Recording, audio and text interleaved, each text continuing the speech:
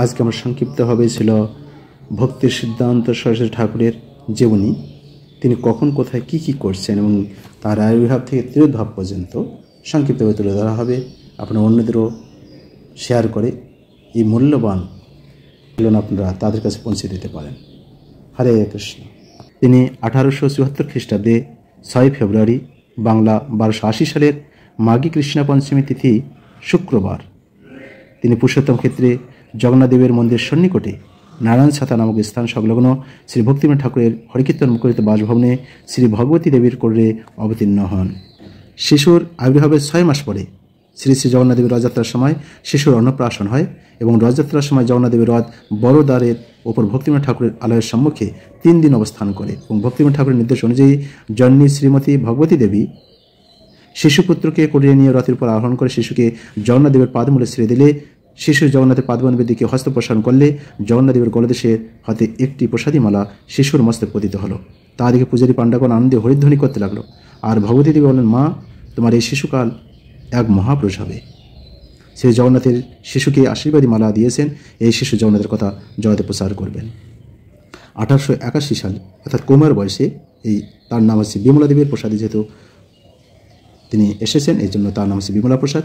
1881 খ্রিস্টাব্দে বিমলা প্রসাদের বয়স যখন মাত্র 7 বছর, তখন ভক্তিবিনোদ ঠাকুর কলকাতায় রামবাগানস্থ ভক্তি ভবনের ভিত্তি খননকালে মৃত্তিকার মধ্য হতে কুর্মদেবের বিগ্রহ প্রাপ্ত হন এবং অল্প বয়সে বিমলা প্রসাদ ভক্তিবিনোদ ঠাকুরের নির্দেশে সেই বিগ্রহের অর্চনা আরম্ভ করেন।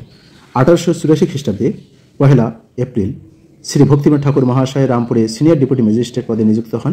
এই সময় বিমলা প্রসাদ তিনি অধ্যয়ন শুরু করেন এবং প্রবেশিকায় পরীক্ষা উত্তীর্ণ হওয়ার পর সরস্বতী ঠাকুর 1892 খ্রিস্টাব্দে সংস্কৃত কলেজে ভর্তি হন।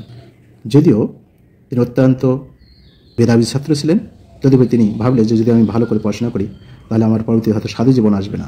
এই জন্য তিনি সংস্কার যাতে প্রবেশ করতে না হয় এই জন্য পড়াশোনায় তত আগ্রহ প্রকাশ করেনি। 1897 খ্রিস্টাব্দে কলকাতা অর্থাৎ 181 নম্বর মানিকতলায় স্থিত ভক্তি ভবনের শাশ্বত চতুষ্পটি স্থাপনপূর্বক জ্যোতির্বিদ্যা, বৃহস্পতি নামক 2টি খানি গ্রন্থ ও ভক্তিভবন পঞ্জিকা প্রবর্তন, সম্পাদ এবং জ্যোতিষশাস্ত্রের সূর্য সিদ্ধান্ত আদি অনেক প্রাচীন গ্রন্থ তিনি প্রকাশ করেন।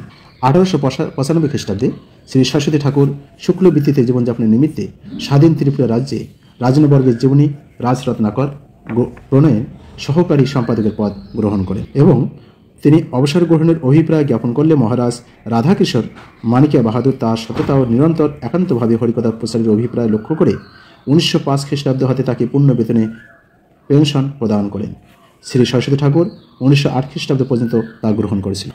1898 সালে গোদ্রম স্থিত শ্রী সানন্দা শুকদা কুঞ্জে শ্রী গৌরকিশোর দাসবাবু মহারাজের সাথে সরস্বতী ঠাকুরের প্রথম সাক্ষাৎ হয় এবং তখন তাকে তিনি দীক্ষার কথা প্রকাশ করেন। তার মনের ভাব বুঝতে পেরে বাবাজি মহারাজ তাকে পরীক্ষা করেছিলেন এবং পরবর্তীতে তৃতীয়বার এইভাবে অনেকবার পরীক্ষা করার পর পরবর্তীতে তিনি তার কাছ থেকে দীক্ষাপ্রাপ্ত হন। 1897 সালে তিনি হরিভক্তি বিলাসের বিধান অনুসারে চাতুর্মাস্য ব্রত পালন করতেন। তিনি স্বহস্তে অভিষণ্ণ রন্ধন, ধরাপৃষ্ঠে অন্ন স্থাপনপূর্বক গুগ্রাসে গ্রহণ, উপধানাদি পরিত্যাগ করে ভূমিতে শয়ন এবং নিরন্তর হরিনাম গ্রহণ শাস্ত্র অনুশীলন করতেন। তার বৈরাগ্য দেখে শ্রী গৌরকিশোর দাসবাবু মহারাজ বলতেন, আমার প্রভুতে শ্রীরূপ রঘুনাথের বৈরাগ্য প্রকট লক্ষ্য করছি। তিনি 1900 খ্রিস্টাব্দে প্রকাশিত হয় বঙ্গের সামাজিকতা নামক গ্রন্থটি। তিনি নির্জন ধাম শ্রী মায়াপুরে 1905 খ্রিস্টাব্দ হতে একান্ত হয়ে তিনি ভজন সাধন করতে থাকেন। 1905 খ্রিস্টাব্দে সরস্বতী ঠাকুর দক্ষিণ ভারতের সিংহাচল, রাজমন্দিরী, প্রভুর, মাদ্রাজ, তিরুপতি, কাঞ্চি, শ্রীরঙ্গম, মাদুরা ইত্যাদি তীর্থ সমূহ দর্শনপূর্বক বিভিন্ন সম্প্রদায়ের তত্ত্বসমূহ ও শ্রী ত্রিদণ্ডী সন্ন্যাস সম্বন্ধীয় তত্ত্বসমূহ সংগ্রহ করেন। শ্রীমন মহাপুরুষ এই আদর্শ অর্থাৎ ত্রিদণ্ডী গাথা প্রচারকল্পে শ্রী সরস্বতী ঠাকুর 1918 খ্রিস্টাব্দে স্বয়ং ত্রিদণ্ডী সন্ন্যাস গ্রহণপূর্বক গৌড়ীয় বৈষ্ণব সম্প্রদায় তা প্রচলন করেন। 1909 সালে শ্রী মায়াপুর অর্থাৎ সরস্বতী ঠাকুর 4 বছর শ্রী মায়াপুর যোগপীঠে অবস্থান করে 1909 খ্রিস্টাব্দে ফেব্রুয়ারি মাসের বর্জপত্তনে শ্রী রাধাকুণ্ড তটে ভজন গৃহ নির্মাণপূর্বক নিরন্তর ভজন করতে থাকেন।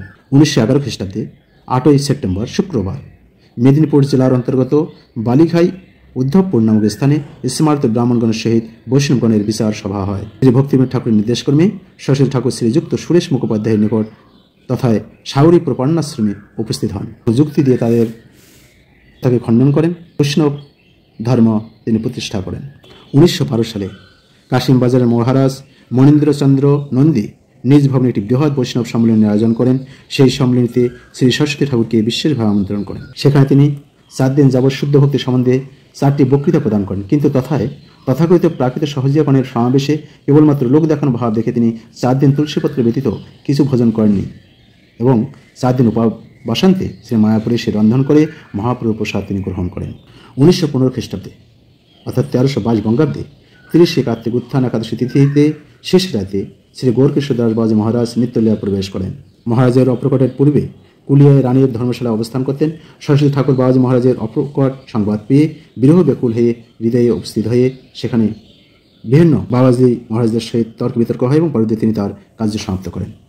শ্রী সরস্বতী ঠাকুর কুলিয়ায় নতুন চালার উপর 1322 বঙ্গাব্দে পহেলা অগ্রহায়ণ মধ্যাহ্নকালে বৈষ্ণব স্মৃতির বিধান অনুসারে স্বহস্তে শ্রী বাবাজী মহারাজের সমাধিকৃত সম্পন্ন করেন। শ্রী সরস্বতী ঠাকুর 44 বছর বয়ক্রম পর্যন্ত নৈষ্ঠিক ব্রহ্মচারী লীলায় বিশেষভাবে গ্রন্থ রচনা কার্য নির্মগ্ন থেকে পরিব্রাজক রূপে যদ দুগ্ধার কার্যের নিমিত্তে 1918 খ্রিস্টাব্দে 27 মার্চ অর্থাৎ 431 গৌরাব্দের 30 গোবিন্দ 1324 বঙ্গাব্দের 13 চৈত্রী শ্রী গৌর আবির্ভাব তিথি ফাল্গুনী পূর্ণিমায় নবদ্বীপ কমলের কর্ণিকা স্বরূপ শ্রীধাম মায়াপুরে শ্রী শ্রী গৌর হরির প্রজল্যায় অভিনয় ক্ষেত্রে শ্রী ব্রজপত্তনের তথা শ্রী চন্দ্রশেখর আচার্য ভবনে বৈদিক ত্রিদণ্ডী সন্ন্যাস গ্রহণপূর্বক শ্রী ভক্তি সিদ্ধান্ত সরস্বতী নামে অভিহিত হন এবং 1320 খ্রিস্টাব্দের অর্থাৎ 1320 বঙ্গাব্দের মাঘ মাসে শ্রীমৎ ভাগবত যন্ত্র কলকাতা হতে শ্রীধাম মায়াপুরে ব্রজপত্তনের স্থানান্তর করেন।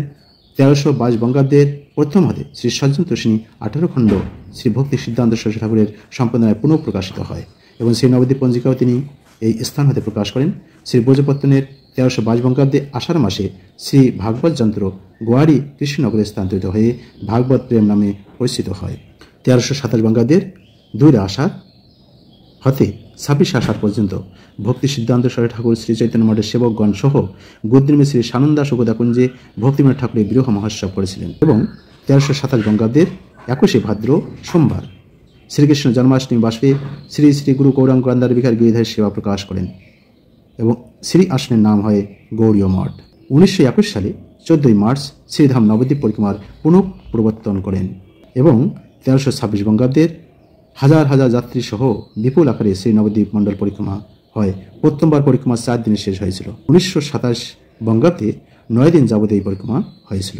1925 খ্রিস্টাব্দে 29 জানুয়ারি হতে গৌরমণ্ডলে মহাপ্রভুর পার্শ্বগানে বিভিন্ন লীলাস্থান বহু ভক্ত সঙ্গে পরিক্রমা আরম্ভ করেন। 1918 থেকে 1937 সালের মধ্যে নবদ্বীপ, মায়াপুর, কলকাতা, ঢাকা, ময়মনসিংহ, নারায়ণগঞ্জ, চট্টগ্রাম, খুলনা, দৌলতপুর প্রভৃতি জায়গায় তিনি বিপুল উদ্যমে প্রচার করতে লাগলেন। 1339 বঙ্গাব্দের 2 আশ্বিন বিপুল সংকীর্তনের মধ্যে শ্রী গৌরকৃষ্ণ দাস বাবাজী মহারাজের সমাধি সেবা প্রকট করেন। তিনি অপ্রকট লীলার প্রাককালে ভক্তি সিদ্ধান্ত সরস্বতী ঠাকুর প্রভুপাদ তার অনুমতির প্রতি বলছেন, 1936 সালে আমি বহু লোককে উদ্বেগ দিয়েছি, অকৈত সত্য কথা বলতে বাধ্য করছি বলে নিষ্কপট হরিভজন করতে বলছি বলে অনেক লোক আমাকে শত্রু মনে করেছেন। অন্য অভিলাষ ও কপটতা ছেড়ে নিষ্কপটে শ্রীকৃষ্ণ সেবায় উন্মুখ হওয়ার জন্যই আমি অনেক লোককে নানা প্রকার উদ্বেগ দিয়েছি। একথা তারা কোনো না কোনো দিন নিশ্চয় বুঝতে পারবে। অন্তিমে শ্রী চৈতন্য মঠ ও গৌড়ীয় মঠের সংস্থাপক শ্রী ভক্তি সিদ্ধান্ত সরস্বতী গোস্বামী ঠাকুর প্রভুপাদ 62 বছর 10 মাস কাল প্রকট লীলা করিবার পর 3 নারায়ণ 450 গৌরাব্দ 16 পৌষ 1343 বঙ্গাব্দ 1 জানুয়ারি 1937 খ্রিস্টাব্দে প্রাত 5:30 ঘটিকায় কলিকাতা বাগ বাজারস্থ শ্রী গৌড়ীয় মঠে শ্রীকৃষ্ণ নাম উচ্চারণ করতে করতে শ্রী রাধা গোবিন্দের নিশান্ত লীলায় প্রবেশ করেন এবং ভক্তগণ তথায় জয়ধ্বনি সহকারে তদীয় পাদপদ্মে পুষ্পাঞ্জলি অর্পণ করতে থাকেন এবং পরবর্তীতে ছিল ভক্তি সিদ্ধান্ত সরস্বতী ঠাকুর ছিল প্রপাতকে রাত্রি 8 ঘটিকায় চৈতন্য মঠে নিয়ে আসা হয়। সমস্ত রাত্রি গৃহগীতি ও মহামন্ত্র কীর্তন চলতে থাকে। তারপর সমাধি ক্ষেত্রে নিরূপিত করে রাত্রি শেষে ছিল গোপাল ভট্ট গোস্বামী পদের সংস্কার দীপিকার বিধানানুসারে ছিল ভক্তি সিদ্ধান্ত সরস্বতী ঠাকুরের পুরুপাদের শ্রী অঙ্গে চন্দন দ্বারা সমাধি মন্ত্র লিখে দেওয়া হয়। সকল ভক্ত তদীয় পাদপদ্মে সশ্রদ্ধ পুষ্পাঞ্জলি প্রদান করে